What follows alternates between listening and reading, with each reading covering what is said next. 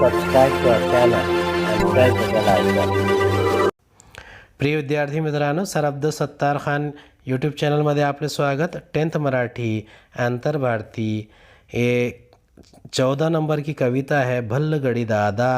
प्रश्नोत्तर स्वाध्याय देखेंगे। प्रश्न पहिला है, कारण शोधा, सुगी आली कारण, शेतकऱ्याला कमतरता नाही कारण। सुगी आली कारण मेघराजने कृपा केली आणि शेतधान्याने फुलून आले। शेतकऱ्याने कमतरता नाही कारण तोच त्याचा धनी व त्याचेच राज आहे। प्रश्न दूसरा, कवितेच्या आधारे योग्य शब्द शोधा व चौकटी पूर्ण करा। शेतकऱ्यावर कृपा करणारा मेघराज, नवतीचा साज त्या ल्यालेली काळी माती, शेतकऱ्याच्या साथीला असणारे बैल, दैवाने दिलेली दौलत, पिकलेले धान्य। खालील ओळीचा तुम्हाला कळलेला अर्थ लिहा। काळ्या मातीला हिरवा सुगंध, धनी आम्हीच आमचे हे राज। काळ्या मातीत पिके तरारून वर आली, हिरवी रोपे डोलू लागली, त्याचा मंद सुगंध वातावरणात आहे, जणू काळ्या मातीला हिरवा सुगंध येतो आहे। सुगी आली शेत बहरले, धान्याची दौलत मिळाली म्हणून शेतकरी आनंदाने म्हणतो की आम्हीच आमचे मालक नि आमचीच सत्ता, आम्हीच राजे। प्रश्न चौथा, खालील ओळीतील अलंकार ओळखा व अलंकाराचे नाव चौकटीत लिहा। पहा पाखरे चरुनी होते झाडावर गोडा, कुठे बुडाला पलीकडील तो सोन्याचा गोडा। यमक अलंकार है। जरी अनेक आपुले धर्म, जरी अनेक आपुल्या जाती, परी अभंग असू दया, सदैव आपुली माणुसकीची नाती। ये यमक व अनुप्रास अलंकार है। झुडकन सुडकन इकडून तिकडे, किती सुंदर किती दुसरी उडती, हिरे मान के पाचू फुटनी पंखची गरगरती। यमक अलंकार है। नटले घरदार शिवार सारे, खेळ अंगणी सड़सड़ते वारे। ये भी यमक अलंकार है। स्वमत है। शेतकऱ्याला झालेला आनंद तुमच्या शब्दात व्यक्त करा। सुगीच्या दिवसातील शेतातील धान्य, फुटले फुले फळे यांचे महत्त्व सांगा।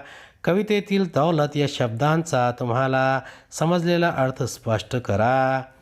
पहिले का उत्तर है, शेतकरी शेतात राबला, पावसानेही कृपा केली, त्यामुळे काळी माती धनधान्यानी फुलून आली। शेतातली ही दौलत पाहून शेतकऱ्याला खूप आनंद झाला, तो आनंदाने भल्लरी गीत गाऊ लागला।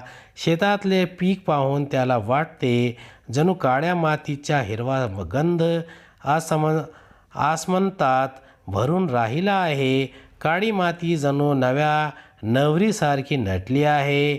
आबदानी झाल्यामुळे घरदार सजले आहे।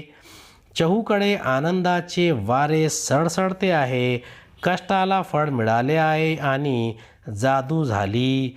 सखे सोबती बैल आहेत, नशिबाने पिकांची दौलत मिळाली आहे, आता कशाचीच कमतरता नाही। सुगीचा हंगाम पाहून तो म्हणतो, आम्हीच आमचे मालक, आम्हीच आमचे राजे, आमचीच सत्ता आहे। लहान थोर मंडळी सुगीच्या मोसमात खुश आहेत। दूसरे का उत्तर है। पावसापूर्वी नांगरून ठेवलेल्या जमिनीत पावसाला सुरुवात झाली की शेतकरी बियाणे पेरतो। काबाळ कष्ट करून दिवस रात्र मेहनत करून तो पीक घेतो। जेव्हा शेतामध्ये धान्य उगवून येते तेव्हा शेतकऱ्याला अति आनंद होतो, कारण त्याने केलेल्या कष्टाचे फळ त्याला मिळालेले असते। या शेतातील धान्यावर त्याचे व त्याच्या कुटुंबियाचे पोट असते। वर्षभराची त्याची चिंता मिटते। तसेच फुले व फळे बहरून आली की त्याला खूप आनंद होतो। शेतकरी साऱ्या जगाचा पोशिंदा आहे, त्यामुळे सुगीचे दिवस त्याच्या नशिबात सोन्याचे दिवस असतात। अशा प्रकारे शेतातील धान्य, फळे व फुले यांचे महत्त्व अनन्यसाधारण आहे। तीसरे प्रश्न का उत्तर है, दौलत म्हणजे संपत्ती. शहरामध्ये माणसे काम करून पैसे मिळवतात. शेतकऱ्याची दौलत म्हणजे त्याचे कष्टातून घाम गाळून शेतात काढलेले पीक. शेतात पिकवलेले धान्य ही त्याची संपत्ती असते. त्यावर तो वर्षभर गुजराण करतो, सर्व कुटुंबाचे पोट भरतो. जेव्हा शेतात पीक उगवते तेव्हा त्याला अपार आनंद होतो, कारण त्याला वर्षभराची दौलत सापडलेली असते. म्हणून कवितेत शेतात पिकलेल्या धान्याला दौलत असे म्हटले आहे.